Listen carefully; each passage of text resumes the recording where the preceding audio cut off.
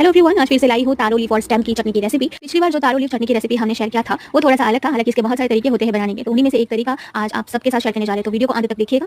सबसे पहले मैंने फ्रेश एकदम तारो लीफ और स्टेम को तोड़ के अच्छे से धो के इसको धूप में थोड़े समय के लिए सूखने के लिए रख दिया था, और इसके साथ मैंने मधु हलन के पत्ते, जो कि सोडे लीफ होता है और टेस्ट में ये टेंगी होता है, तो उसको भी अच्छे से धो के मैंने रख दिया था। और इस रेसिपी को बनाने के लिए हमें सबसे जरूरी जो सामान चाहिए वो है केले के पत्ते। इसको बनाना लीफ, उसको हमने अच्छे से तोड़ के साफ करके यहाँ पे जो तारो लीफ, स्टेम, टमाटर, कुछ लहसुन की कलियां और मिर्च और नमक डाल के हमने इसको फोल्ड करके पानी में 20-25 मिनट तक उबाल के रख दिया था, और ये बिल्कुल पक चुकी है अभी। और ठंडा होने के बाद हम इसको मिक्स करेंगे। फिर मैं इसको अपनी तरह से और भी टेस्टी बनाने के लिए यहाँ पे कुछ कटहल के बीजों को रोस्ट करके इसके यहाँ पे लास्ट में डालने वाली हूँ।